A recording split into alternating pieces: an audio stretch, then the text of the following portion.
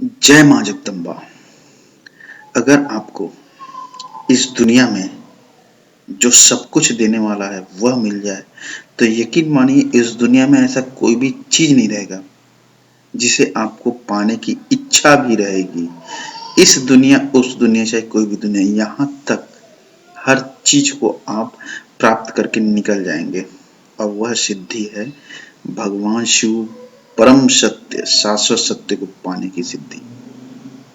भगवान शिव को अर्थात इस संपूर्ण ब्रह्मांड का स्वामी, जो यह सृष्टि जो है जिसके इशारे पे चल रही है, जिसके बुद्धिमत्ता, जिसके दिमाग से, जिसके नियम से यह सृष्टि अटल रूप से चल रहा है। यहाँ तक के 33 कोटि जो देवी देवता है, जो सूक्ष्म से सूक्ष्म कण है ब्रह्मांड की, वह भी सिर्फ उसकी बुद्धिमत्ता, उसकी चेतना से चल रही है।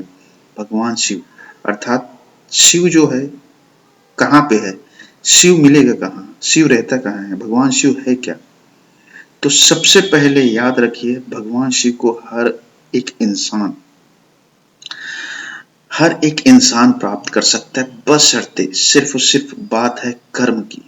जिन्होंने कर्म किया उन्होंने प्राप्त किया, और ऐसा नहीं है कि यह सिर्फ अभी है।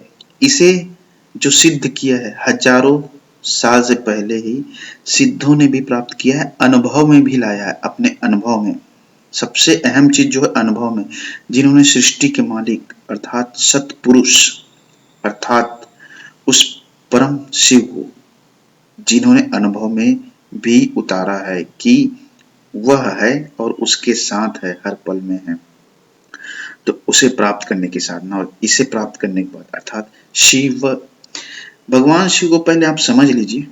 अगर आप किसी भी तरह से वैज्ञानिक दृष्टि से या फिर सांसारिक दृष्टि से खोजने की भी कोशिश करेंगे तो छू मंतर आपको कभी मिलेगा भी नहीं। लेकिन जब आप उसे संपूर्ण अध्यात्म से, आत्मज्ञान से और सत्य से खोजेंगे तो गारंटी है मेरी, वह आपको भी अनुभव होगा जो मुझे हुआ है। भगवान शिव आपको पूर्ण अनुभव होगा।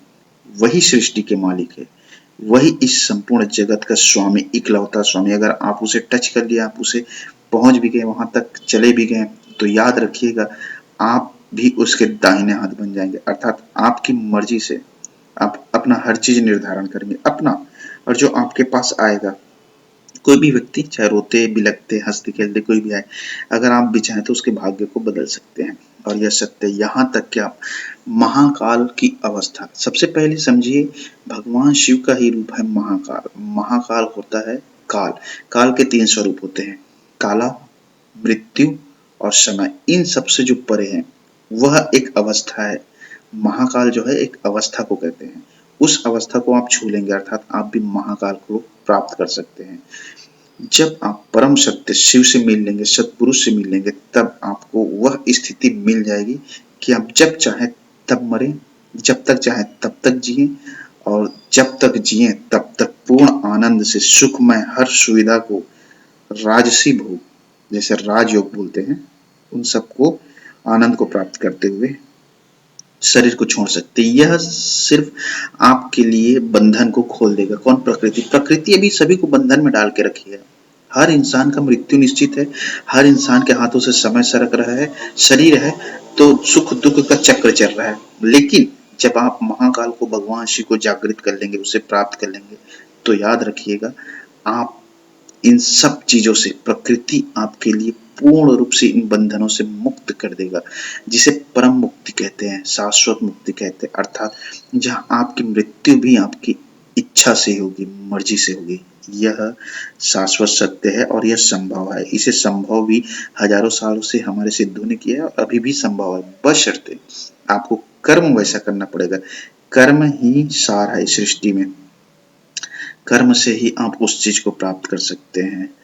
यकीन मानिए ये पूर्ण सत्य है। बस आपको शाश्वत सत्य को जानना है तो हर चीज को प्राप्त कर सकते हैं।